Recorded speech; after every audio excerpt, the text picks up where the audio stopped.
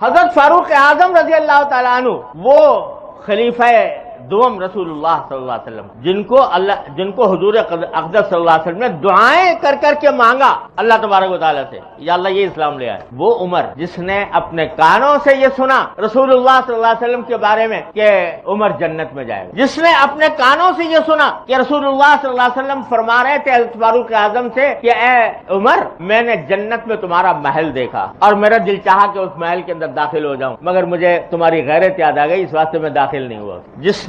جس عمر نے یہ ساری پیشین گوئیاں بشارتیں اپنے کانوں سے سن رکھی ہیں، جب سرکار دو عالم صلی اللہ علیہ وسلم دنیا سے تشریف لے گئے، خلیفہ بن گئے، تو حضرت حذیفہ ابن یمان رضی اللہ تعالیٰ عنہ جو حضور کے رازدار تھے کہ ان کو حضور اقدس صلی اللہ علیہ وسلم نے منافقین کی فہرست دے رکھی تھی، ان کے پاس جا کے پوچھا حذیفہ ایمان سے بتا دو کہ تمہارے پاس جو منافقین کی فہرست ہے اس میں کہیں عمر کا نام تو نہیں ہے؟ یہ فکر وہ شخص جس کی آدھی دنیا پر حکومت، قیصر و کسریٰ کے ایوان اس کا نام لے کر لرزتے ہیں، ایک بڑھیا کھڑے ہو کر کہہ دیتی ہے خطاب کے دوران کہ عمر تمہیں تو قرآن بھی نہیں آتا۔ حضرت فاروق اعظم یہ کہہ رہے تھے کہ بھئی لوگ جو ہیں بڑے بڑے مہر رکھتے ہیں عورتوں کے، تو اتنے زیادہ مہر رکھنا اچھی بات نہیں ہے، اور آئندہ اگر کوئی اس طرح کرے گا تو میں اس کو سزا دوں گا۔ بڑھیا کھڑی ہو گئی، کہا عمر تمہیں قرآن تو پڑھ لیا ہوتا، قرآن نے یہ کہا ہے کہ وَآتَيْتُمْ إِحْدَاهُنَّ قِنطَارًا، کہ اگر تم اپنی بیوی کو کسی کو مہر دو ڈھیر بنا کر سونے چاندی کا، تو قرآن نے تو ڈھیر کا ذکر کیا، اور تم کہہ رہے ہو کہ اس سے زیادہ اگر ہوگا تو میں سزا دوں گا، تو قرآن کے خلاف بات کرتے ہو۔ حضرت فاروق اعظم نے کہا یا اللہ، ایک بڑھیا جو ہے اس کو مجھ سے زیادہ قرآن کا علم ہے، اور استغفار کیا اور کہا کہ واقعی مجھ سے غلطی ہوئی، اور کسی جگہ خطبہ دے رہے تھے، بہت شاندار قسم کا لباس پہن جو کہیں سے آیا ہوگا پہن لیا، جب وہ خطبہ دیا، خطبہ دے کر فارغ ہوئے تو پانی کی مشک بھری اور کندھے پر رکھ کر کسی بڑھیا کے گھر میں لے جا کے پانی ڈالا۔ کسی نے پوچھا کہ حضرت کسی کو حکم دے دیتے کہ وہ یہ کام کر دیتا، تو فرمایا اصل میں جب میں یہ لباس پہن کے کھڑا ہوا تھا کچھ میرے دل میں کچھ تکبر سا آ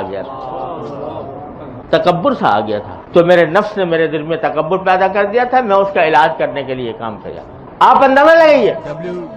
کہ جس شخص نے کانوں سے سن رکھا ہے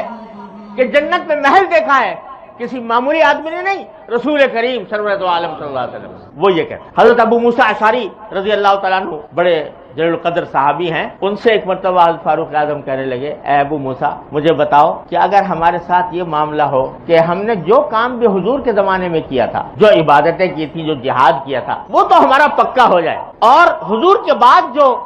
ہم نے کام کیے ہیں اس میں اللہ تعالیٰ ہمیں برابر سرابر چھوڑ دے، نہ گناہ نہ ثواب، تو کیا تم پسند کرو گے؟ ابو موسیٰ اشعری نے جواب دیا کہ بھائی میں تو اللہ تعالیٰ سے بڑی امید رکھتا ہوں، حضور کے بعد بھی اللہ تعالیٰ نے ہم سے جہاد کا کام لیا، ہم سے دین کی تبلیغ کا کام لیا، تو انشاءاللہ ہمارے لیے وہ اس کا بھی ہمیں ثواب کی امید ہے، اس کو کیوں چھوڑیں؟ فاروق اعظم کہتے ہیں کہ نہیں مگر ابو موسیٰ میں تو یہ کہتا ہوں کہ حضور کے بعد جو جتنے زمانہ گزرا ہے اس میں اللہ تعالیٰ ہمیں برابر سرابر چھوڑ دے تو یہ میرے لیے بہت ہے۔ ہر وقت یہ فکر لگی ہوئی ہے کہ میرے اندر تکبر تو پیدا نہیں ہو گیا، میرے اندر حسد تو نہیں آ گیا، میرے اندر کوئی اخلاقی خرابی تو پیدا نہیں ہو گئی۔ ایک صحابی نہیں، مثالیں دوں تو ڈھیر لگ جائیں حضرات صحابہ کرام کے، ایک ایک فرد کسی مجلس میں یہ سننا